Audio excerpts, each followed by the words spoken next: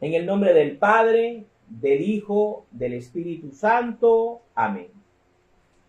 Señor Dios Padre Todopoderoso y Eterno, queremos darte en esta noche gracias, Señor, por tu bondad, por tu sabiduría, por todo lo que tú nos ofreces y nos das. Queremos decirte, Señor, que te amamos, que procuramos cada día poder seguir tu ejemplo y obedecer tus palabras. Queremos pedirte perdón, Señor, porque en medio de nuestro esfuerzo siempre pecamos, Padre Santo. Aunque nos esforcemos, Todopoderoso, siempre necesitaremos de tu gracia, de tu Espíritu y de tu bendición. Esta noche queremos pedirte, Padre Santo, que nos llenes del Espíritu Santo, que nos bendigas, que nos ayudes a comprender mejor tu palabra y que las reflexiones que nosotros hagamos sean edificantes, Señor. Que nos permitan, Padre Santo, revisarnos a nosotros mismos y mejorar como personas, como seres humanos y como cristianos. En tus manos queremos colocar, Señor, nuestras vidas para que podamos salir adelante en todas las cosas que tengamos, Señor, en todos los problemas, en nuestra salud, Padre eterno. Siempre queremos poner en tus manos, Señor, todo nuestro cuerpo. Santifica y bendice, Señor, nuestro cuerpo. Bendice, Señor, cada uno de nuestros órganos, cada uno de nuestros tejidos, de nuestras células. Santifica y purifica, Señor, nuestra sangre a través de la tuya. Y enséñanos, Padre Santo, a cuidar nuestro cuerpo, templo del Espíritu Santo, saberlo utilizar, Señor, porque es un instrumento que tú nos has dado desde el día de la fecundación para poder vivir y disfrutar, Señor, de este universo físico, Padre Santo. Pero también nos has dado, Padre eterno, tu Espíritu, para que podamos tener también ese contacto espiritual con el mundo celestial, Señor. Te pedimos, Señor, que nos enseñes a orar para no pedir caprichos, para no pedir cosas que no nos convienen, Señor, sino para pedir conforme a tu voluntad. Enséñanos a tratarte como Dios, a tenerte respeto, a tenerte un temor maravilloso. El temor de Dios es un don del Espíritu Santo. Enséñanos a tratarte como nuestro Rey, nuestro Creador, nuestro Dios, y no irrespetarte, Señor, al tratarte como cualquier otro hombre, Señor, porque tú no eres cualquier otro hombre.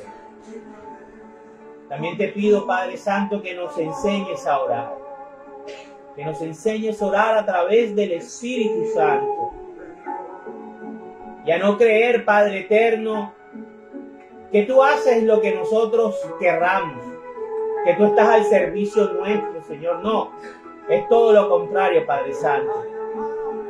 Tú estás para que nosotros te sirvamos. En el nombre de Jesús te pedimos perdón, Señor. Y te pedimos, Padre Santo, que santifiques todos nuestros hogares, nuestras casas, y perdone nuestras fallas y pecados, Señor. Que son muchos, Padre. Que son muchos, Señor. No somos dignos de nada, Padre. Pero aún así estamos aquí pidiéndote perdón y rogándote porque nos llenes de tu Espíritu y porque nos enseñes a ser mejor cada día, Padre Santo. Ven Espíritu Santo, ven Espíritu Divino, y sé tú a través de nosotros quien hable y quien enseñe. Bendito y alabado sea, Señor. Bendito sea tu santísimo nombre. Amén, amén y amén. En el nombre del Padre, del Hijo, del Espíritu Santo. Amén. Bueno, en el día de hoy vamos a leer el capítulo número 22 del libro de Números. Balac manda llamar a Balaam. Los israelitas siguieron su camino y acamparon en las llanuras de Moab, al oriente del río Jordán, frente a Jericó. Balac, hijo de Zippor, se fijó en lo que los israelitas habían hecho con los amorreos. También la gente de Moab se llenó de miedo al ver que los israelitas eran tan numerosos. Entonces dijo la gente de Moab a los ancianos de Madián: toda esta gente va a acabar con nuestra tierra, como un buey acaba con el pasto del campo. Porque por aquel tiempo Balac era rey de Moab y mandó llamar a Balaam, hijo de Beor, quien se encontraba en Petor, junto al río Éufrates, en el país de Amab. Balac ordenó a sus mensajeros que dijeran a Balaam: de Egipto ha venido un pueblo que se ha extendido por todo el país y ahora se ha establecido delante de mí.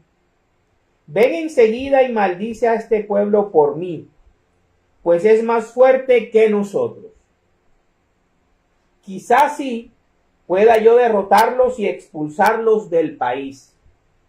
Yo sé que tus bendiciones y tus maldiciones siempre se cumplen. Los ancianos de Moab y de Madián se fueron con dinero en la mano para pagar las maldiciones.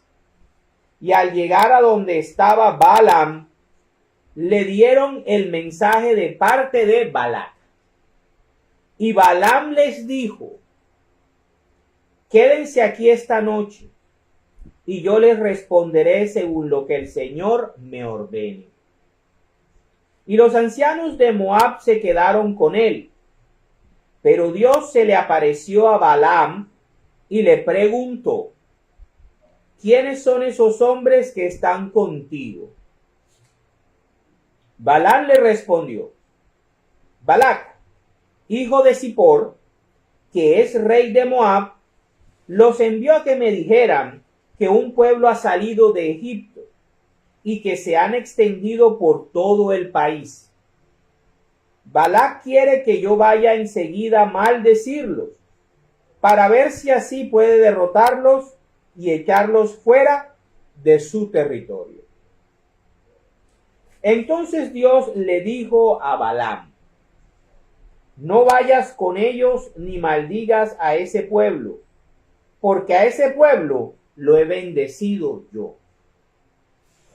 Al día siguiente, Balaam se levantó y les dijo a los jefes que había enviado Balac: regresen a su tierra. El Señor no me permite ir con ustedes. Los jefes de Moab regresaron a donde estaba Balac y le dijeron: Balaam no quiso venir con nosotros. Pero Balac insistió y volvió a enviar otros jefes, esta vez en mayor número y de más importancia que los primeros. Ellos fueron a ver a Balaam y le dijeron: Balac, hijo de Zippor, te manda a decir: por favor, no te niegues a venir. Yo te daré los más grandes honores y haré todo lo que me pidas. Pero ven y hazme el favor de maldecir a este pueblo. Pero Balaam le respondió: aunque Balac me diera todo el oro y la plata que caben en su palacio, yo no podría hacer nada, ni grande ni pequeño, que fuera contra las órdenes del Señor mi Dios. Sin embargo, quédense ustedes aquí también esta noche, y veré qué me dice esta vez el Señor. Por la noche, Dios se le apareció a Balaam y le dijo: si esos hombres han venido por ti, levántate y vete con ellos. Pero tendrás que hacer solamente lo que yo te diga. Balaam se encuentra con el ángel del Señor. Balaam se levantó al día siguiente, ensilló su asna y se fue con los jefes moabitas. Balaam iba montado en su asna y lo acompañaban 2 criados suyos. Pero Dios se enojó con él porque se había ido, y el ángel del Señor se interpuso en su camino para cerrarle el paso.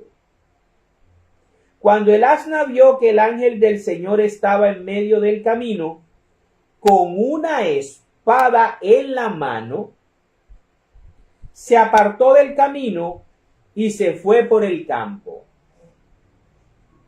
Pero Balaam la golpeó para hacerla volver al camino. Luego el ángel del Señor se paró en un lugar estrecho, donde el camino pasaba entre viñedos y tenía paredes de piedra a los 2 lados. Cuando el asna vio al ángel del Señor, se recostó contra una de las paredes, oprimiéndole la pierna a Balaam. Entonces Balaam le volvió a pegar. Pero el ángel del Señor se adelantó a ellos y se paró en un lugar muy estrecho, donde no podía uno desviarse a ningún lado. Cuando el asna vio el ángel del Señor, se echó al suelo. Entonces Balaam se enojó y la azotó con una vara. En ese momento el Señor hizo que el asna hablara y que le dijera a Balaam: ¿qué te he hecho? Con esta van 3 veces que me pegas. ¿Te estás burlando de mí?, le respondió Balaam. Si tuviera a la mano un cuchillo, ahora mismo te mataría. Pero el asna le dijo: yo soy el asna que tú has montado toda tu vida, y bien sabes que nunca me he portado así contigo. Es verdad, respondió Balaam. Entonces el Señor hizo que Balaam pudiera ver a su ángel, que estaba en medio del camino con una espada en la mano. Balaam se inclinó hasta tocar el suelo con la frente, pero el ángel del Señor le dijo: ¿por qué le pegaste 3 veces a tu asna? Yo soy quien ha venido a cerrarte el paso, porque tu viaje me disgusta. El asna me vio y me esquivó 3 veces. Si no me hubiera esquivado, ya yo te hubiera matado, aunque a ella la habría dejado con vida. Y Balaam respondió al ángel del Señor: he pecado, pues no sabía que tú estabas allí, cerrándome el camino. Si te parece mal que yo vaya, regresaré. Pero el ángel del Señor le contestó: puedes ir con esos hombres, pero dirás solamente lo que yo diga. Balac recibe a Balaam. Balaam se fue con los jefes que Balac había enviado, y cuando Balac supo que Balaam venía, salió a recibirlo a una ciudad de Moab, situada junto al río Arnón, en la frontera del país, y le dijo: te mandé a llamar con insistencia, ¿por qué no querías venir? ¿pensabas que no soy capaz de hacerte muchos honores? Y Balaam le respondió, pues aquí estoy, ya vine a verte, pero no tengo poder para hablar por mi cuenta. Yo solo podré decir lo que Dios me comunique. Luego Balaam se fue con Balac a Kiriam Husón, donde Balac mandó que mataran vacas y ovejas y que se las llevaran a Balaam y a los jefes que lo acompañaban.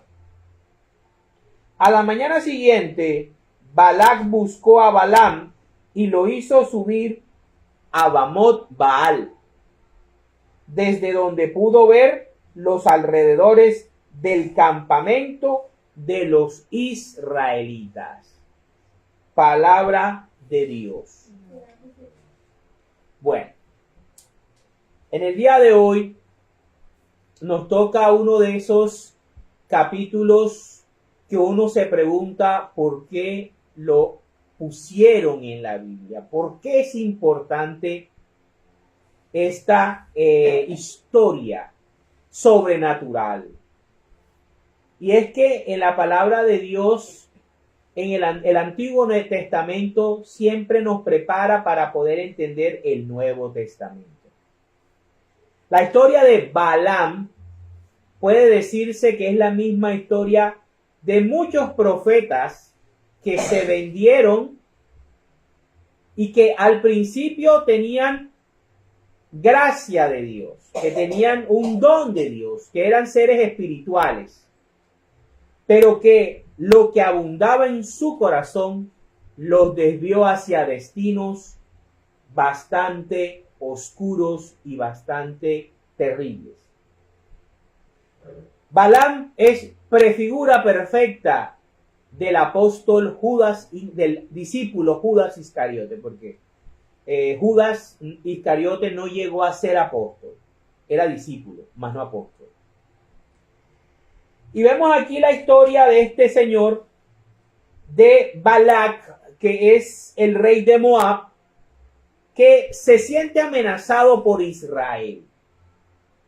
Ya Israel ha pasado 38 años en el desierto, ya ha crecido mucho más y su generación se ha rejuvenecido, se ha cambiado. Esa que salió de Egipto, ya casi todos, por no decir todos, han muerto y solo quedarían Moisés, Josué y Caleb.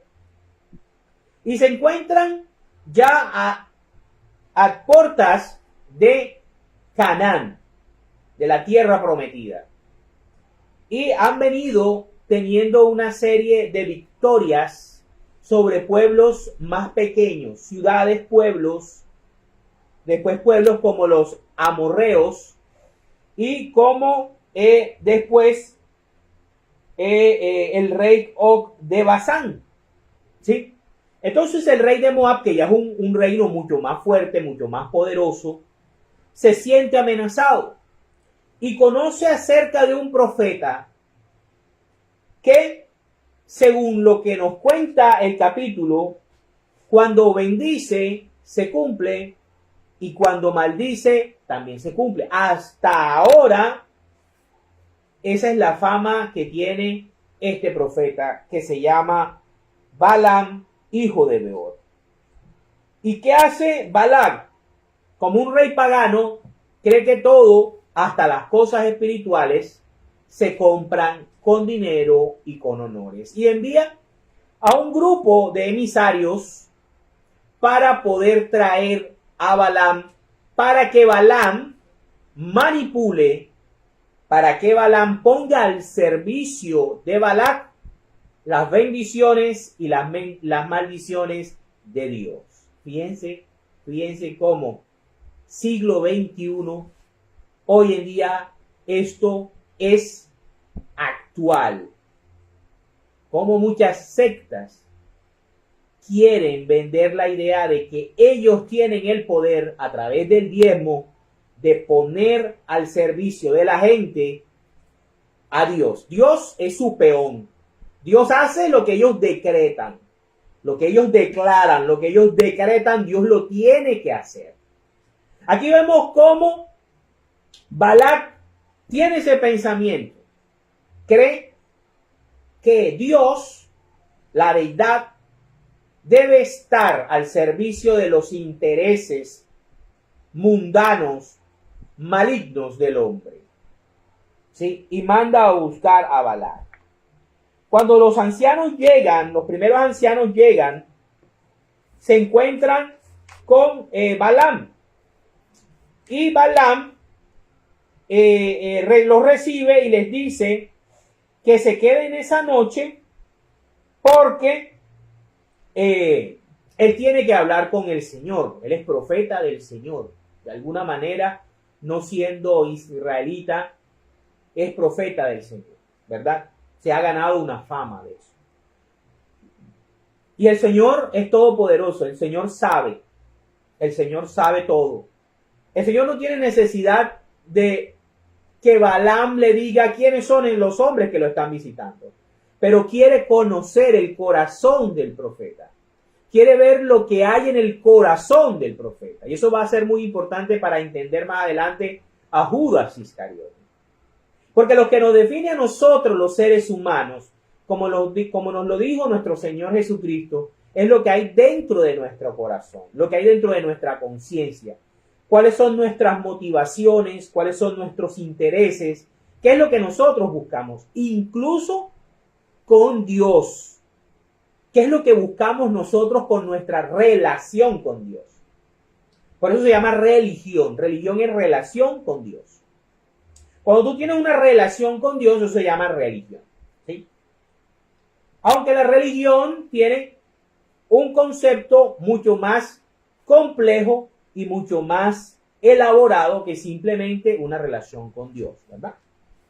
Ok, es la forma como relacionarnos con la deidad, con Dios.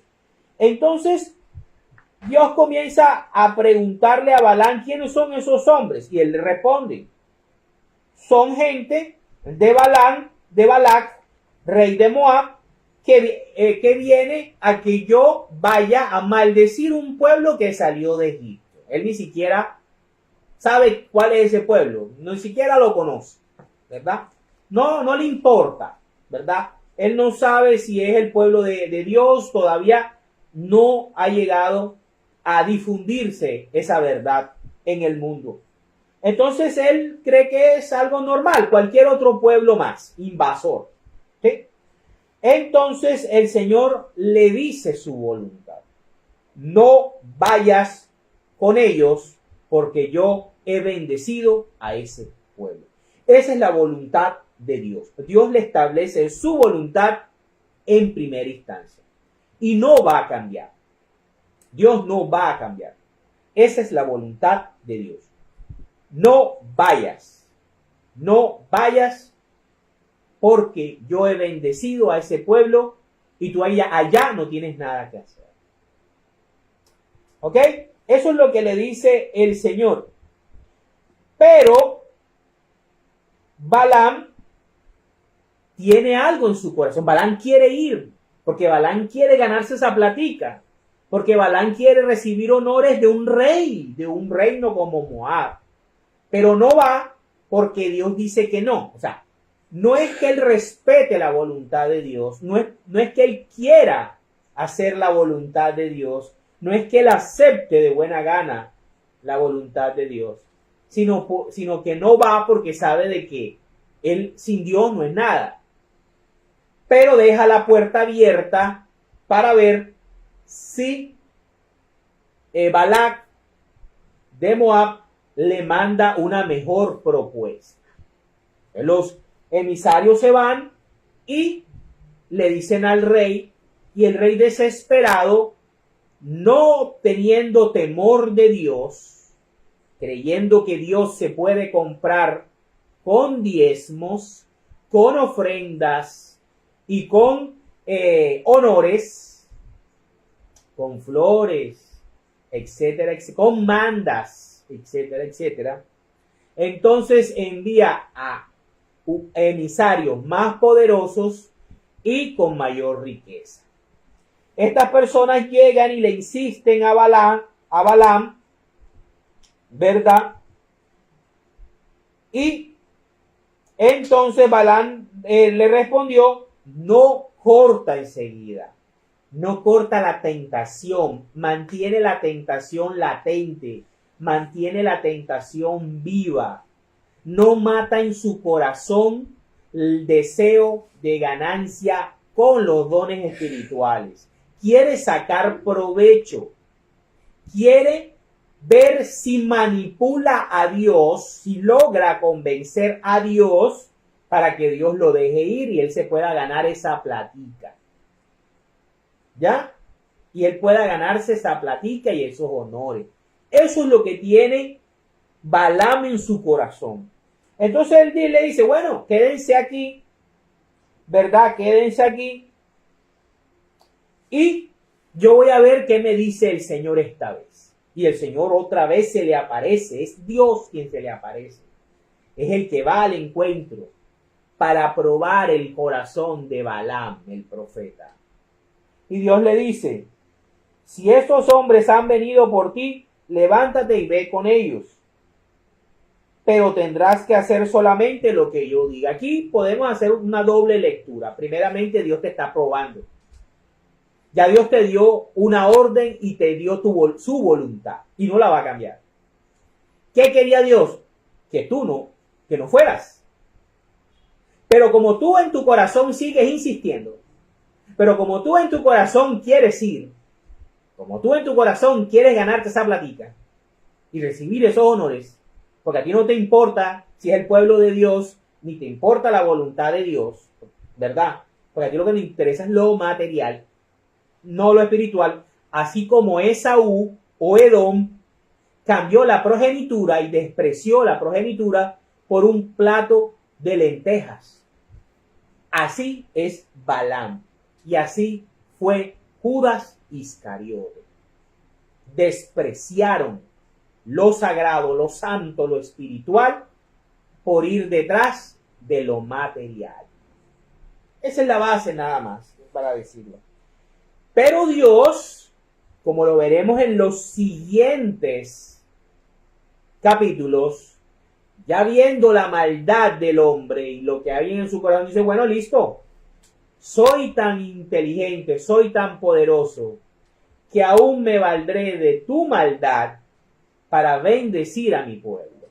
Lo veremos más adelante en otros capítulos. Entonces le dice, bueno, vete, pero solamente vas a decir lo que yo te diga.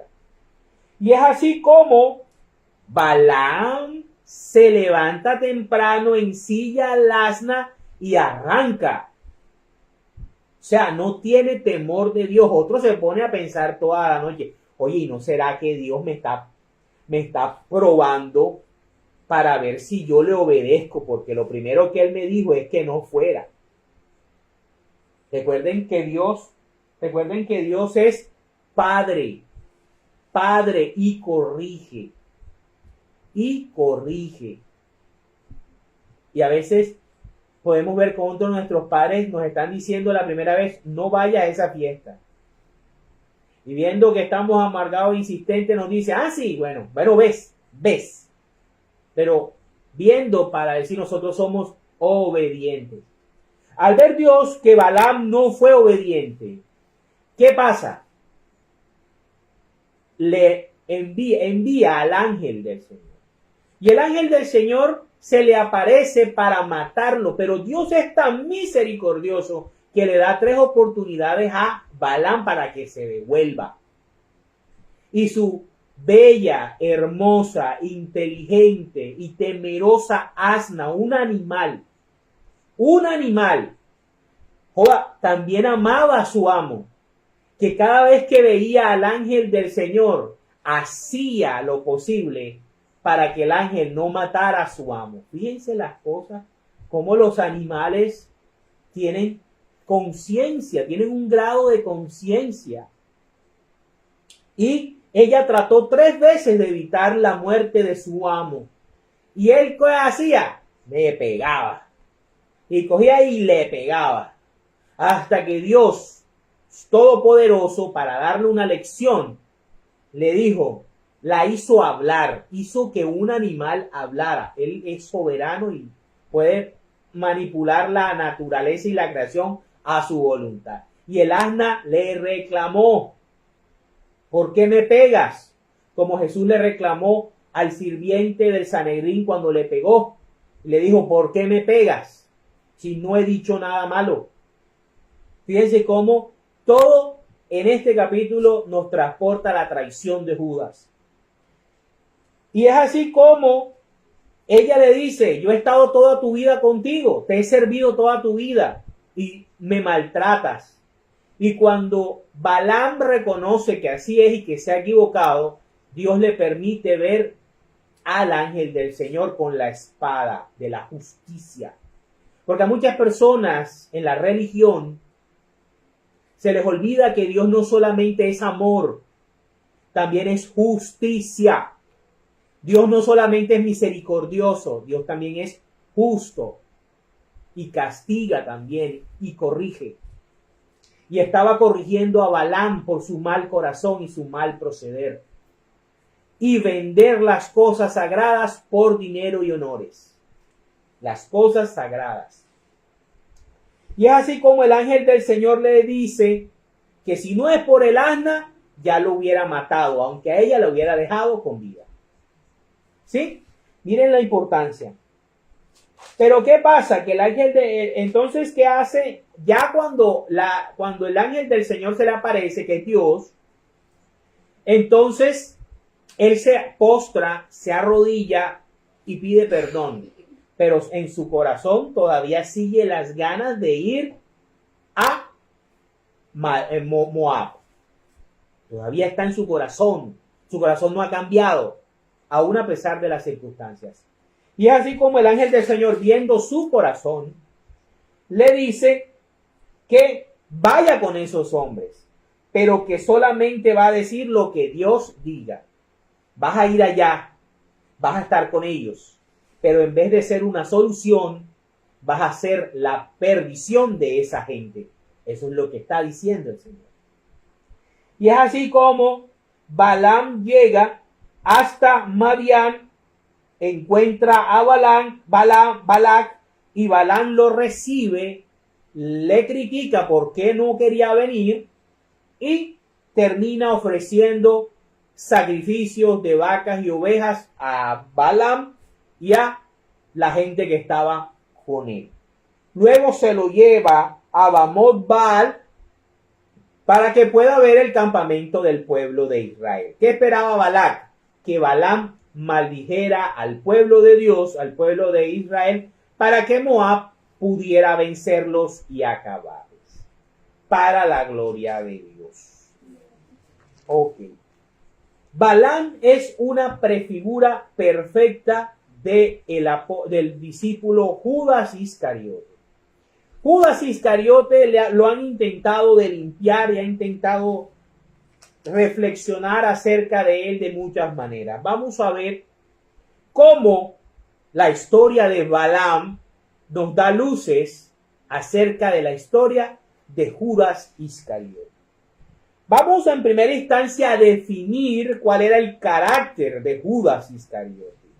Vamos a conocer un poquito más acerca de Judas Iscariote. ¿Cómo era Judas? Vámonos al Evangelio de San Juan, capítulo 12, versículos del 1 al 8. 6 días antes de la Pascua, Jesús fue a Betania, donde vivía Lázaro, a quien él había resucitado. Allí hicieron una cena en honor a Jesús. Marta servía y Lázaro era uno de los que estaba a la mesa comiendo con él. Lázaro era el anfitrión. María trajo unos 300 gramos de perfume de nardo puro, muy caro ese perfume. Y perfumó los pies de Jesús. Luego se los secó con sus cabellos. Y toda la casa se llenó del aroma del perfume.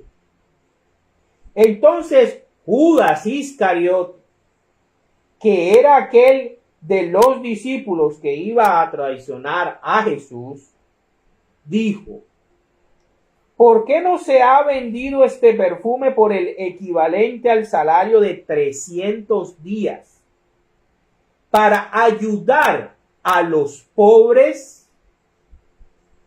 Pero Judas no dijo esto porque le importaran los pobres, sino porque era ladrón. Y como tenía a su cargo la bolsa del dinero, robaba de lo que echaban en ella.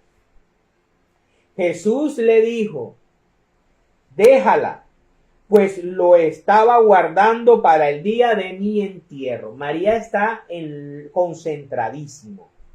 Yo siempre he admirado a María de Betania. Yo, de los tres, siempre he querido ser como María de Betania. María es la mujer espiritual. O sea, María está conectada con el Espíritu Santo. María, cada vez que se habla de ella, los evangelios hablan de un desarrollo espiritual voraz. Aquí María está, así como los reyes magos estaban preparando a Jesús desde niño, ya María de Betania estaba preparando al Señor para su entierro. Y vemos aquí el perfil de Judas Iscariote. Judas Iscariote estaba con Jesús porque estaba ganando dinero, porque estaba sacando plata de la bolsa de los discípulos. Hay que ver algo, hay que recordar algo. Jesús movía también gente rica, movía también gente millonaria, movía gente también importante. José de Arimatea era importante. Y estos tres hermanos también eran importantes, ¿sí? Y así podría tener muchos benefactores. Y fíjense que la persona a la cual Jesús le había dejado el encargo de manejar el dinero era a Judas Iscariote. ¿Cómo Dios nos permite a nosotros enfrentarnos a nuestras debilidades para que nosotros podamos superarlas? ¿Sí? Para que nosotros podamos superarlas. De la manera más fácil de que Judas Iscariote pudiera mejorar dejando de ser un ladrón era haciéndolo responsable del tesoro del grupo. Para que al oír el mensaje, al dejarse penetrar por el mensaje de Jesús y por el amor y el cariño de Jesús, Jesús sabía que Judas lo robaba. Jesús sabía todo lo que pasaba por la mente de Judas. Jesús no era tonto. Y al igual que Dios cuando le pregunta a Balaam, ¿quiénes son esos hombres? ¿Para qué te buscan? Ya Dios lo sabía. Pero quería ver lo que hay en el corazón de cada hombre y de cada mujer. Judas habla acerca de una piedad falsa. ¿Por qué el Vaticano no vende todo y se los da a los pobres? Es la crítica más grande que escuchamos. Mentira, falso. Muchas veces no hablan y no piensan sobre los pobres, sino cómo sacar provecho de las cosas. Como dije anteriormente, ¿qué hay en nuestro corazón que motiva nuestras intenciones? Eso sí lo ve Dios. Dios tiene un ojo en nuestro corazón. ¿Qué nos motiva? ¿Qué nos levanta de la cama todas las mañanas? ¿Por qué lo buscamos? Si solamente lo buscamos para que apague nuestros fuegos, nuestros incendios. O si realmente lo amamos, si realmente lo adoramos, si realmente lo respetamos y si realmente lo obedecemos. Judas estaba recibiendo las enseñanzas de Cristo directamente. Era uno de sus amigos, de sus cercanos amigos. Por eso duele la traición de él. Jesús amaba a Judas. Tanto así que, sabiendo que era un ladrón, le dio la confianza para que él pudiera superar su defecto, su pecado. No me vengan ahora diciendo de que es que pobre Judas, que Dios lo sentenció desde el nacimiento a que traicionara a Jesús, o que él era el que estaba encuadrado. No, él colaboró para que la obra de Dios se cumpliera. Si Judas decidía cambiar su corazón y no traicionar a Jesús, Dios hubiese buscado otras formas de que Jesús fuera crucificado. Pero él sabía que en el corazón humano hay ambiciosos, hay avaros, hay gente que solamente piensa en el dinero, en el poder y en los honores, y se olvidan de las cosas espirituales. Vamos ahora a cómo se consume la traición de Judas Iscariote. Vámonos a Lucas, capítulo 22, versículo 1. Conspiración para arrestar a Jesús. Es lo mismo. Ya vimos cómo el corazón de Judas Iscariote era igualito al de Balaam.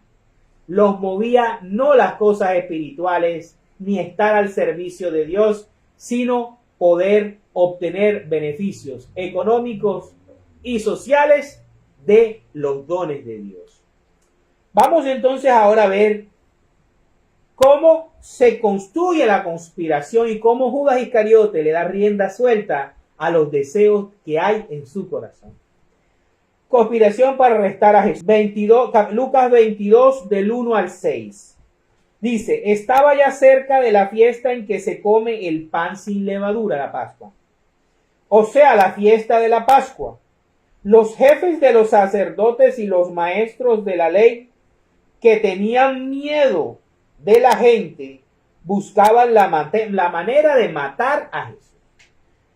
Así como Balac tenía una necesidad, los sacerdotes y maestros de la ley tenían la suya.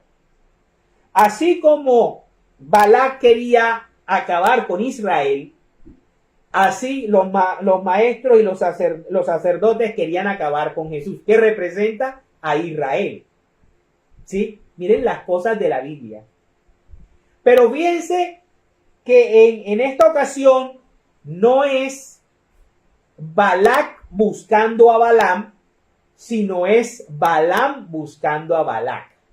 ¿Sí? O sea, Judas Iscariote, que representa a Balaam, va y busca, ofrece sus servicios a Balaam, que vienen siendo los sacerdotes y los maestros de la ley. Dice, entonces Satanás entró en Judas. Satanás entró en Judas. Cuando tú tienes un corazón ambicioso, cuando tú tienes un corazón materialista, material, es muy fácil que Satanás entre en tu vida, entre en tu corazón, controle tu voluntad. No va a estar el Espíritu Santo, no va a guiarte el Espíritu Santo, va a guiarte Satanás. Y eso fue lo que le pasó a Judas Iscariote. Entonces, uno de los 12 discípulos, al que llamaban Iscariote, fue a ver a los jefes de los sacerdotes y a los oficiales del templo. Él fue el que buscó. Y habló con ellos sobre cómo entregarles a Jesús. Ellos se alegraron, como se alegró Balac cuando vio a Balaam. Y prometieron darle dinero a Judas. Igualito, igualito. Y él aceptó y comenzó a buscar un momento oportuno en que no hubiera gente para entregarles a Jesús, para maldecir a Jesús, para maldecir a Israel. Miren, todo está completamente selladito. Ok. Ahora veamos cómo se consume la traición de Judas. Vámonos ahí mismo a Lucas capítulo 22, versículos del 47, 48 y después del 52 al 53. Vámonos enseguida. Dice, arrestan a Jesús. Todavía estaba hablando Jesús cuando llegó mucha gente. El que se llamaba Judas, que era uno de los 12 discípulos, iba a la cabeza. Él era el que iba guiando. Él era el que iba liderando el arresto de Jesús. Este se acercó a besar a Jesús, pero Jesús le dijo, Judas, con un beso traicionas al Hijo del Hombre. Yo me imagino la tristeza, yo me imagino la decepción, yo me imagino el vacío de Cristo. Yo me imagino que Cristo esperaba hasta el último momento que Judas se arrepintiera y pasara que, así como el Señor esperaba que Balaam dijera, Señor, yo me devuelvo. Ya, tú me has puesto esta prueba, hasta mi asna me habló. Esto es mal augurio. Yo mejor me vuelvo para mi casa y me quedo ahí. Me quedo quietecito. No. Me imagino el dolor, el primer dolor que sintió Jesús. ¿Cuándo comienza Jesús su pasión? Cuando Judas lo besa. Ahí Jesús empieza verdaderamente su pasión. Cuando uno de sus discípulos que amaba y con el que compartía el plato de comida, lo traiciona con un beso. Ahí comienza realmente. Él estaba en Getsemaní, estaba orando y la agonía y el miedo, pero realmente la pasión del Señor empieza con la traición de Judas. Los que estaban con Jesús al ver lo que pasaba se preguntaron, Señor, ¿atacamos con espada? Bueno, ahora saltamos al 57, al 52 y al 53. Dice, luego dijo a los jefes de los sacerdotes, a los oficiales del templo y a los ancianos que habían venido a llevárselo a Jesús. ¿Por qué han venido ustedes con espada y con palos, como si yo fuera un bandido? Todos los días he estado con ustedes en el templo y no trataron de arrestarme. Pero esta es la hora de ustedes, la hora del poder de las tinieblas. Palabra del Señor. Gloria a ti, Señor Jesús. Bueno, y es así como Judas Iscariote consuma el deseo de su corazón. Judas, al oír que Jesús iba a ser asesinado, no le importaba la resurrección. No creía en esas cosas. Él quería sacar el mayor provecho. Él esperaba de que Jesús fuera el Mesías que venciera a Roma y que estableciera el poderoso reino de Israel que iba a gobernar el mundo entero y que él iba a estar ahí con ellos, iba a ser muy rico y muy poderoso. Pero Jesús les sale con que iba a ser entregado, iba a ser crucificado, iba a resucitar después. En los planes de Judas Iscariote, esa idea y ese plan de Jesús no estaba entre sus cuentas. Y por eso se decepcionó y quiso arreglar las cosas a su manera. Quiso forzar las cosas a su manera. ¿Por qué? Porque fíjense aquí el evangelio es muy importante y es muy bueno. Porque aquí nos habla cuando arrestan a Jesús, sus discípulos, los que estaban con él, hablan acerca de espadas. Eso era lo que Judas quería generar. Quería generar la rebelión de Jesús y de sus seguidores por medios violentos, por violencia. Eso era lo que él buscaba. Eso era lo que él buscaba. Y que a partir de ahí se generaran los acontecimientos que llevaran a que Jesús fuera proclamado rey con un golpe de estado, ¿verdad?, a Roma, y Jesús los colocara a ellos como los poderosos militares jefes de su reino. Pero no fue así. Vamos a ver cómo entonces termina la vida de Judas Iscariote. Vámonos a Mateo capítulo 27, versículos del 1 al 10. ¿Cómo termina la vida de Judas Iscariote? Dice, Jesús es entregado a Pilato.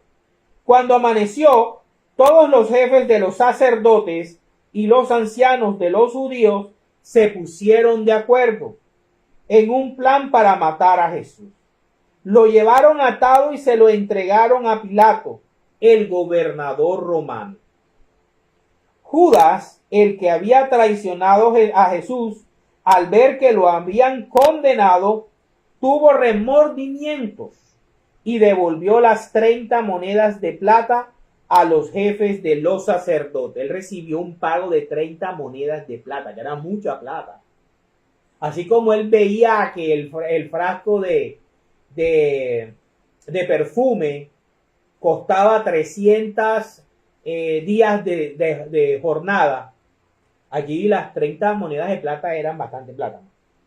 A los jefes de los sacerdotes y los ancianos, diciéndoles, he pecado entregando a la muerte a un hombre inocente. Él no buscaba eso, él buscaba la rebelión de Jesús. Pero ellos le contestaron, ¿y eso qué nos importa a nosotros? ¿A Balac qué le iba a importar a Israel? Nada. Eso es cosa tuya. Entonces Judas arrojó las monedas en el templo y fue y se ahorcó. Los jefes de los sacerdotes recogieron aquel dinero y dijeron, miren la desfachatez de estos seres espirituales, de estos guías espirituales de Israel. Este dinero está manchado de sangre. No podemos ponerlo en el cofre de las ofrendas. Así que tomaron el acuerdo de comprar con él un terreno llamado el campo del alfarero. Se cumple la profecía de Zacarías, que aquí Mateo dice que es Jeremías, para tener un lugar donde enterrar a los extranjeros. Por eso aquel terreno se llama hasta el día de hoy campo de sangre. Así se cumplió lo que había dicho el profeta Jeremías. Tomaron las 30 monedas de plata, el precio que los israelitas le habían puesto, y con ellas compraron el campo del alfarero, tal como me lo ordenó el Señor. Ok. Palabra del Señor. Gloria a ti, Señor Jesús. Judas buscaba era de que Jesús se rebelara contra Roma y contra el gobierno de Pilato y de Herodes y de que gobernara Israel. Al ver que esto no sucedió, sino que todo lo contrario, que Jesús fue arrestado y fue condenado para matarlo, no se cumplió lo que él quería, sino cumplió lo que Jesús había profetizado, había dicho. Fíjense cómo a pesar de que el ser humano antepone sus intereses personales sobre la voluntad de Dios, aún así la voluntad de Dios se cumple. Por eso es que él se ahorca, por eso es que a él se mata. No es que él haga la voluntad de Dios. Judas nunca pensó en la voluntad de Dios, señores, que dicen de que Judas es el más inocente y quieren limpiar la imagen de Judas. Judas era un hombre que se dejó guiar por lo que había en su corazón. ¿Y qué había en su corazón? Ambición. Había amor al dinero.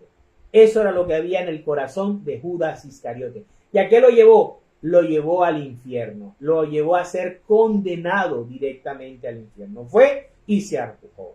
Aunque,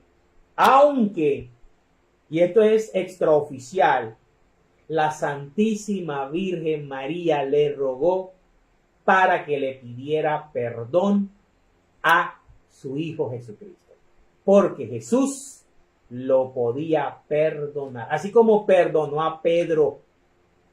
Pedro hizo casi lo mismo, Pedro lo negó, Pero Pedro se arrepintió para vida, mientras que Judas, en su soberbia, en su orgullo, en su prepotencia, se arrepintió para muerte. Y fue y se ahorcó. Y cuando se estaba podriendo, se reventó la cuerda y al caer el cadáver se partió en dos y se le salieron las vísceras. Eso es lo que dice Hechos capítulo 1. Ese es el triste final de Judas Iscariote.